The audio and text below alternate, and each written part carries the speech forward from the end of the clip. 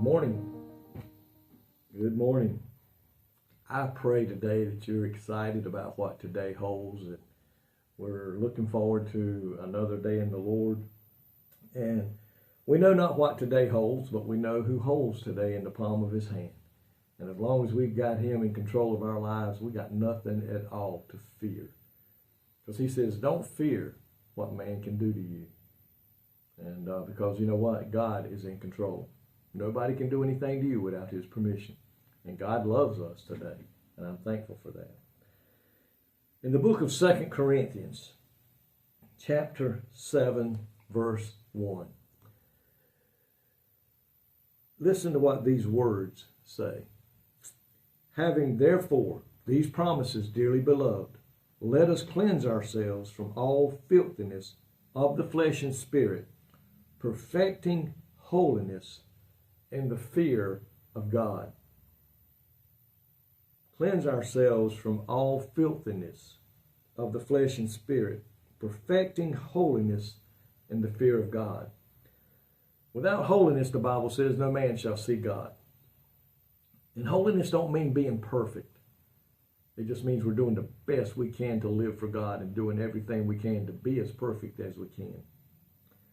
It says here, it says that believers must cleanse themselves from every sin of the body and spirit. Folks, we need to ask for forgiveness of our sins. And when we do that, we live each day and each moment doing our very level best to avoid sin in this world today.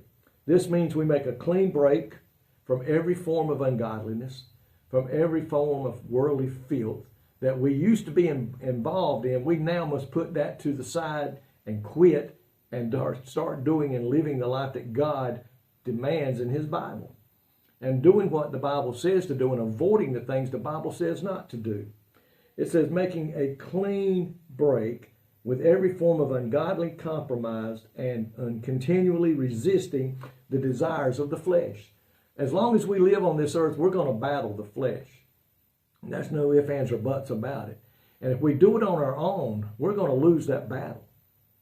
But if we do it through the help of the Holy Spirit, with the reading of God's Word, with the praying and seeking more strength to withstand and doing what God's Word says, we can overcome it. Now, Paul said he had to fight it daily, and even at times found himself doing things he shouldn't do and failing to do the things he should do. And so it's going to happen. But we must put to death the sinful deeds of the body and hate them more and more and more and run away from them when they show up. And the devil's going to do his level best to trip us up. That's his job. But we must do everything in our body, in our spirit, in our flesh to resist the temptations of the devil. Because it says they're cleansing ourselves through the Holy Spirit, through Jesus Christ on the cross. We must cleanse ourselves from every form of filthiness that we may be truly the child of God. Like I said, we're not going to be perfect. But when we turn our lives over to Christ, there's a part that you and I must do. God's going to do his part. The Holy Spirit's going to come in. God's going to cleanse us with his blood that he shed upon Calvary. But then there's a part that you and I must do, and that's avoid the places that we know we shouldn't go. Avoid looking and watching the things we shouldn't see. Listening to what we shouldn't hear. And when we do our part, the chances of victory increases tremendously. God's going to do his part. The Holy Spirit's going to do his part. But you and I must do our part. It says there, let us cleanse ourselves. And how do we cleanse ourselves? By getting away from it, staying away from it. Don't get close to it. It seems like sometimes, I don't know about you, when I paint, I don't even have to get up against the wall to get paint on me. It seems like if I just get close, sometimes it jumps out at me. And I wind up with paint, and I don't know how. But you know what? If we get too close to the world, it'll jump on you maybe. Look at it that way. Stay away from it. Get as far away from it as you can, that we can live that life in the fear of God. Lord, we thank you today that you help us avoid sin. You help us avoid the temptations that come our way.